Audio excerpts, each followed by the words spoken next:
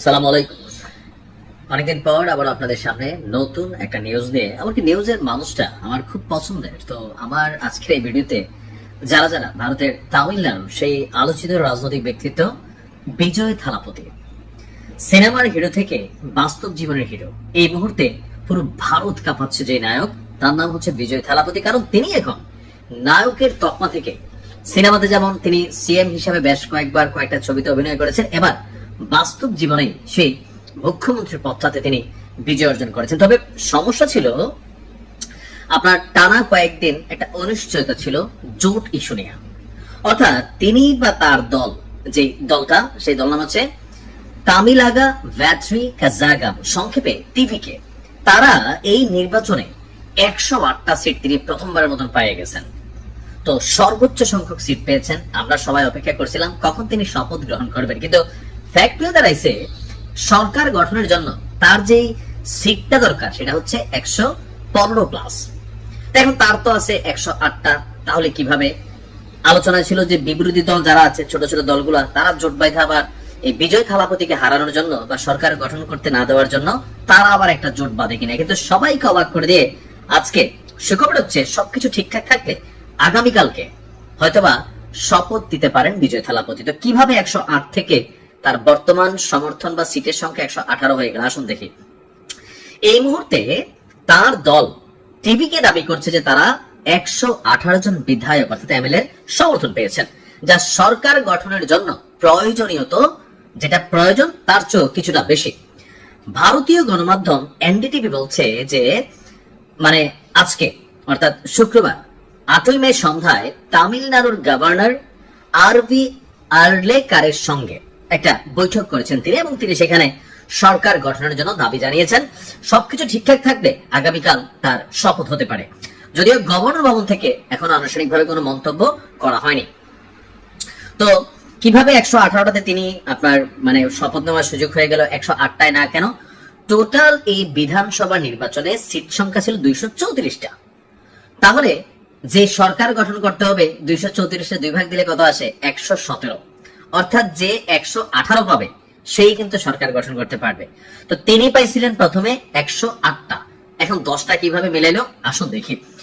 আমরা দেখলাম যে আপনার কংগ্রেস সহ ছোট দলগুলোকে তিনি সমর্থনে নিয়ে নিয়েছেন। কারণ যখন তিনি দেখলেন যে 108টা সিট পাওয়ার পরেও তার দল সরকার গঠন করতে বিপাকে পড়েছে, তখন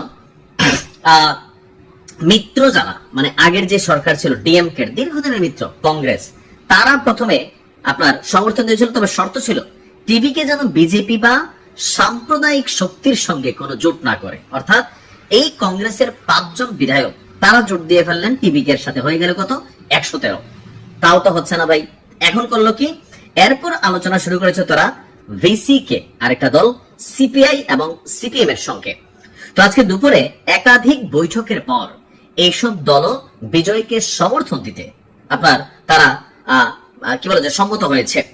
তো 3 দলের মোট 6 জন বিধায়ক সমর্থন মেলায় প্রয়োজনীয় সংখ্যা পূরণ করে দিয়েছে, অর্থাৎ 118-19 হয়ে গেছে। এছাড়া ইন্ডিয়ান ইউনিয়ন মুসলিম লীগের একজন এবং টিটিভি দিনাকরণের এমএমকে একমাত্র বিধায়কও বিজয়ের পক্ষে আসার সম্ভাবনা চাইছে। তো সূত্র বলছে যে সবকিছু মিলিয়ে আপনার এখন এই মুহূর্তে বিজয় থালাপতি ইনশাল্লাহ সরকার গঠন করতে যাচ্ছে, আর আগামীকালকে হয়তো শপথ হতে পারে গভর্নর ভবন থেকে।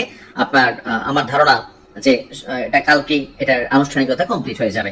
তো বিজয়ের জন্য আমরা চাই সিনেমাতে তিনি যেমন হিরোইজম দেখিয়েছেন, তিনি যেমন দেখেছেন কিভাবে একটা রাষ্ট্রকে দুর্নীতিমুক্ত করা যায়, আসলে বাস্তবে এটা অনেক কঠিন। কারণ আপনি একা ভালো হইলে একটা সিস্টেম ভালো হয়ে যাবে এটার কোনো আশা করার সুযোগ নেই।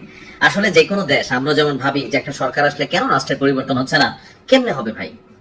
সরকার তো একমাত্র তারেক জিয়া না, সরকার একমাত্র শেখ হাসিনা ছিলেন না। এখন এই যে যারা সরকার প্রধান থাকেন, এই যে পরিবারের প্রধান হিসাবে দল, একটা পরিবারের সন্তান, নাতি পতি, ধরেন দাদার বয়স আছে 90, তাই ওনার 4-5 ছেলে ছিল, মেয়ের ঘরের নাতি, ছেলের ঘরের নাতি, নাতির ঘরের পতি, এরা যেই একটা ভালো কাজ করে দাদার নামটা প্রশংসা হয়, খারাপ কাজ করলে অমুকের নাতি তমুকের পুত হিসাবে বদনামটা আসে। তো একজন বিজয় থালাপতি, আমি জানি না কতটা মানে আসলে তিনি স্বচ্ছভাবে এই রাষ্ট্রকে বিনির্মাণ করতে পারবে তার তামিলনাড়ুকে। কারণ এখানে সুবিধাভোগী একটা বড় অংশ আছে না? আছে তো। প্রত্যেক সরকারের মধ্যে আমাদের বাংলাদেশেও জনাব তারেক রহমানের যে ভিশনারি প্ল্যান, পজিটিভ, অনেক কিছু পজিটিভ আছে, কিন্তু বাস্তবায়নের জন্য একদম রোড পর্যায়ে, গ্রাম পর্যায়ে, বিভিন্ন জায়গায় ছড়িয়ে ছিটিয়ে থাকা বিএনপির অসংখ্য নেতাকর্মী বা জামাতের অসংখ্য নেতাকর্মী বা আওয়ামী লীগের সময় সাবেক আওয়ামী লীগের নেতাকর্মীরা ভালো কাজ করে শেখ হাসিনা প্রশংসিত হয়েছে, খারাপ কাজে কি হয়েছে, সরকার পতন হয়েছে। এই বিষয়গুলা আসলে ফ্যাক্ট হয়ে দাঁড়ায়। তারপরেও আমি পজিটিভ মানুষ, বি পজিটিভ, আশাবাদী মানুষ, আশা করি ভালো কিছুই হবে। ভালো থাকুন, আসসালামু আলাইকুম।